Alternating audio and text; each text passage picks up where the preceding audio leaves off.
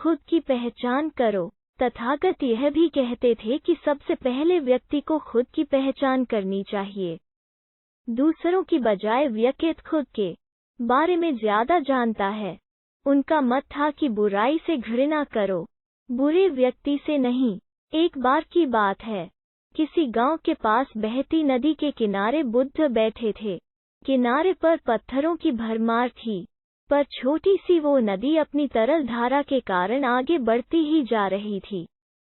बुद्ध ने विचार किया कि यह छोटी सी नदी अपनी तरलता के कारण कितनों की प्यास बुझाती है, लेकिन भारी भरकम पत्थर एक ही स्थान पर पड़े रहते हैं और दूसरों के मार्ग में बाधक बनते रहते हैं।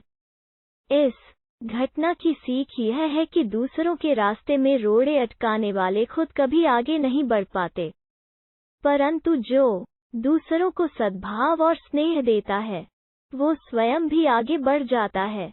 बुद्ध ऐसे ही विचारों में मगन थे कि तभी उन्होंने ग्रामीणों की एक भीड़ को अपनी ओर आते देखा।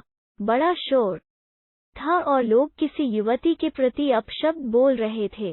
तथागत ने देखा कि लोग एक युवती को घसीट कर ला रहे थे और उसको गाली भी दे रहे थे। भीड़ के नजदीक आने पर बुद्ध ने लोगों से युवती को पीटने और अपशब्द कहने का कारण पूछा। लोगों ने कहा कि यह स्त्री व्यभिचारी है और हमारे समाज का नियम है कि यदि व्यभिचारी स्त्री पकड़ी जाए तो उसे पत्थरों से कुचलकर मार डालना चाहिए। तथागत ने युवती की ओर देखा और कहा, जो तुम चाहते हो वही करो, पर मेरी एक शर्त है कि पत्थर मारने का अधिकारी वही है जिसने कभी व्यभिचार न किया हो और न ही उसके मन में ऐसे विचार कभी आए हों। इतना कहकर तथागत शांत हो गए। चारों ओर मौन था। कुछ समय बाद लोगों की भीड़ मन में पश्चाताप का भाव लिए हुए वहां से विदा हो गई।